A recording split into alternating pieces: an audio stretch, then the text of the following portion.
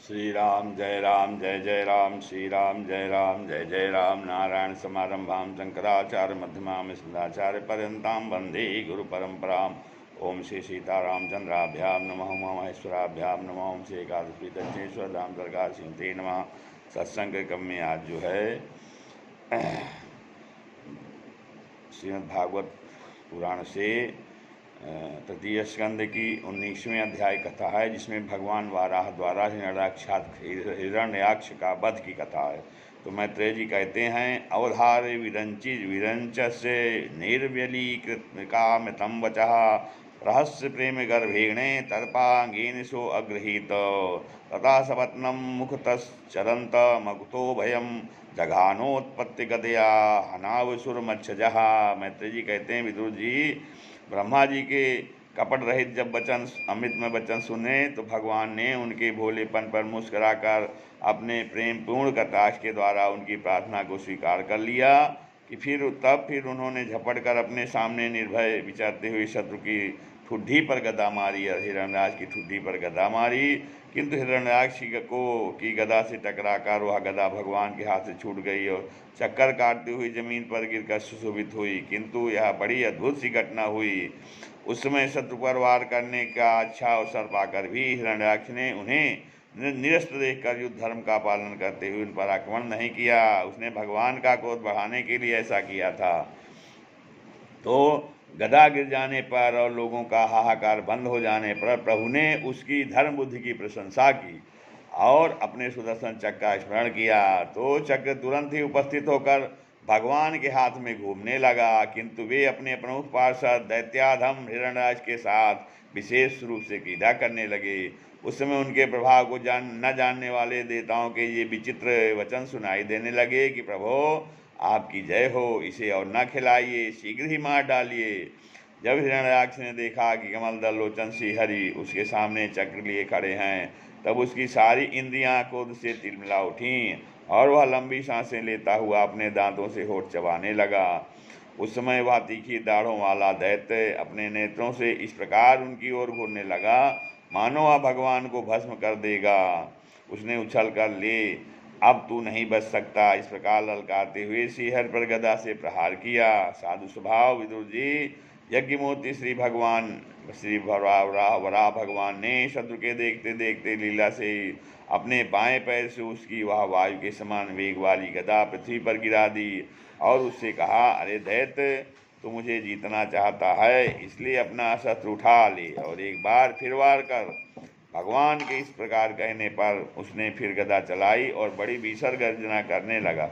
गदा को अपनी ओर आते देखकर भगवान ने जहाँ खड़े थे वहीं से उसे आते ही अनायास इस प्रकार पकड़ लिया जैसे गरुड़ सांपिन को पकड़ ले।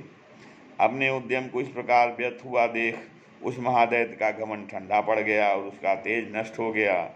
अब की बार भगवान के देने पर उसने उस गदा को लेना न चाहा, किंतु जिस प्रकार कोई ब्राह्मण के ऊपर निष्फल अभिचार मारणादि प्रयोग करे, मुँह चलाए, वैसे उसने श्री यज्ञ पुरुष पर प्रहार करने के लिए एक प्रज्वलित अग्नि के समान लपलपाता हुआ त्रिशूल लिया और महाबली हिरण्यराज का अत्यंत वेग से छोड़ा हुआ वह तेजस्वी त्रिशूल आकाश में बड़ी तेजी से चमकने लगा। तब भगवान ने उसे अपनी तीखी धार वाले चक्र से इस प्रकार काट डाला जैसे इंद्र ने गणु जी के छोड़े हुए तेजस्वी पंख को काट डाला था। भगवान के चक्र से अपने त्रिशूल के बहुत से टुकड़े हुए देखकर उसे बड़ा क्रोध हुआ। उसने पास जाकर आकर उसके विशाल वक्षस्थल पर, जिस पर श्रीवत्स का चिन्ह सुशोभित है, कसकर घूंसा मारा और फिर बड़े जोर से गरज कर अंतर्धान हो गया। विदुर जी, जैसे हाथी पर पुष्पमाला की चोट का कोई असर नहीं होता है, पुष्पमाला की चोट का कोई असर नहीं होता, उसी प्रकार उसके इस प्रकार घूंसा मारने से भगवान आदि वराह तनिक भी तस्सेमस नहीं हुए। तब वह महामायावी दैत्य मायापति श्रीहरि पर अनेक प्रकार की मायाओं का प्रयोग करने लगा, जिन्हें देखकर सभी प्रजा बहुत डर गई और समझने लगी यह संसार का प्रलय होने वाला है। बड़ी प्रचंड आंधी चलने लगी, जिसके कारण धूल से सब ओर अंधकार छा गया। सब ओर से पत्थरों की वर्षा होने लगी जो ऐसे जान पड़ते थे कि मानो किसी क्षेपण यंत्र अर्थात गुलिल से फेंके जा रहे हों। बिजली की चमचमाहट और कड़क के साथ बादलों के घिर आने से आकाश में सूर्य चंद्र आदि सब ग्रह छिप गए तथा उनसे निरंतर पीप, केश, दुधिर, विष्ठा, मूत्र और हड्डियों की वर्षा होने लगी। विदुर जी, ऐसे ऐसे पहाड़ दिखाई देने लगे जो तरह तरह के अस्त्र बरसा रहे थे। हाथ में त्रिशूल लिए, बाल खोले नंगी राक्षसियां दिखने लगी। बहुत से पैदल, घुड़सवार, रथी और हाथियों पर चढ़े सैनिकों के साथ आताई यक्ष राक्षसों का मारो मारो, काटो काटो ऐसा अत्यंत क्रूर और हिंसामय कोलाहल सुनाई देने लगा। इस प्रकार प्रकट हुए उस आसुरी माया जाल का नाश करने के लिए यज्ञमूर्ति भगवान वराह ने अपना प्रिय सुदर्शन चक्र छोड़ा। उस समय अपने पति का कथन स्मरण हो जाने से दीद का हृदय सासा कांप उठा और उसके मस्तनों से रक्त बहने लगा। अपना माया जाल नष्ट हो जाने पर वह दैत्य फिर भगवान के पास आया। उसने उन्हें क्रोध से दबाकर चूर चूर करने की इच्छा से भुजाओं में भर लिया, किंतु देखा कि वे तो बाहर ही खड़े हैं। अब वह भगवान को वज्र के समान कठोर मुक्कों से मारने लगा। तब इंद्र ने जैसे वृत्तासुर पर प्रहार किया था उसी प्रकार भगवान ने उसकी कनपटी पर एक तमाचा मारा। विश्व विजयी भगवान ने यद्यप बड़ी उपेक्षा से तमाचा मारा था तो भी उसकी चोट से हिरण्याक्ष का शरीर घूमने लगा। उसके नेत्र बाहर निकल आए तथा हाथ पैर और बाल छिन्न भिन्न हो गए और वह निष्प्राण होकर आंधी से उखड़े हुए विशाल वृक्ष के समान पृथ्वी पर गिर पड़ा। फिर हिरण्याक्ष का तेज अब भी मलिन नहीं हुआ था। उस कराल दाढ़ों वाले दैत्य की दैत्य को दांतों से होठ चबाते पृथ्वी पर पड़ा देख वहां युद्ध कर देखने के लिए आए हुए ब्रह्मा जी आदि देवता उसकी प्रशंसा करने लगे। क्या कि हो ऐसे लभ्य मृत्यु किसको मिलती है। अपनी मिथ्या उपाय से छूटने के लिए जिनका योगी जन समाधि योग के द्वारा एकांत में ध्यान करते हैं उन्हीं के चरण प्रहार से उनका मुख देखते देखते इस दैत्यराज ने अपना शरीर त्यागा। ये हिरण्याक्ष और हिरण्यकशिपु भगवान के ही पार्षद हैं। इन्हें शापवश या अधोगत प्राप्त हुई है। अब कुछ जन्मों में ये फिर अपने स्थान पर पहुंच जाएंगे। तो देवता लोग कहने लगे, नमो नमस्ते खिल यज्ञ तंतवे स्थितो गृहीता मल सत्वमूर्तये दिष्ट्या हतोयम जगता मरुंतु दोष स्वत्पाद भक्त्या वयमीश निवृता। देवता लोग कहने लगे, प्रभु आपको बारंबार नमस्कार है। आप संपूर्ण यज्ञों का विस्तार करने वाले हैं तथा संसार की स्थिति के लिए शुद्ध सत्य में मंगल विग्रह प्रकट करते हैं। बड़े आनंद की बात है कि संसार को कष्ट देने वाला यह दुष्ट दैत्य मारा गया। अब आपके चरणों की भक्ति के प्रभाव से हमें भी सुख शांति मिल गई। मैत्रेय जी कहते हैं कि विदुर जी इस प्रकार महापराक्रमी हिरण्याक्ष का वध करके भगवान आदि वराह अपने अखंड आनंदमय धाम को पधार गए। उसमें ब्रह्मा देवता उनकी स्तुति कर रहे थे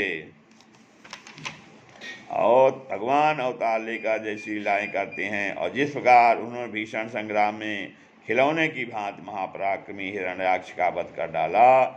मित्र विदुर जी कहते हैं वह सब चरित जैसे गुरुमुख सुना वैसे आपको सुनाया है। मैत्रेय जी कहते हैं, सूत जी कहते हैं सौनक जी से कि मैत्रेय जी के मुख से भगवान की कथा सुनकर परम भागवत विदुर जी को बड़ा आनंद हुआ।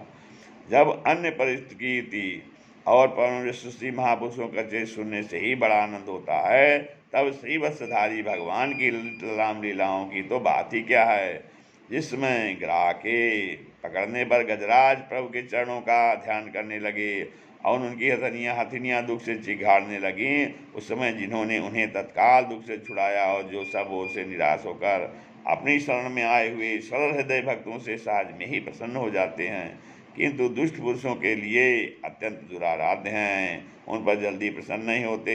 उन प्रभु के उपकारों को जानने वाला ऐसा कौन पुरुष है जो उनका सेवन ना करेगा। सौनकादि ऋषियों, सूत जी कहते हैं, सौनकादि ऋषियों, पृथ्वी का उद्धार करने के लिए वराह रूप धारण करने वाले श्रीहरि को इस हिरण्याक्ष वध नामक परम अद्भुत लीला को जो पुरुष सुनेगा, गाएगा अथवा अनुमोदन करेगा वह ब्रह्महत्या जैसे घोर पाप से भी सहज में ही छूट जाता है। यह चरित्र अत्यंत अत्यंत पुण्यप्रद परम पवित्र है। धन और यश की प्राप्ति कराने वाला है, आयुवर्धक और कामनाओं की पूर्ति करने वाला है तथा युद्ध में प्राण और इंद्रियों की शक्ति बढ़ाने वाला है। जो लोग इसे सुनते हैं उन्हें अंत में श्री भगवान का आश्रय प्राप्त होता है। श्री राम जय जय राम।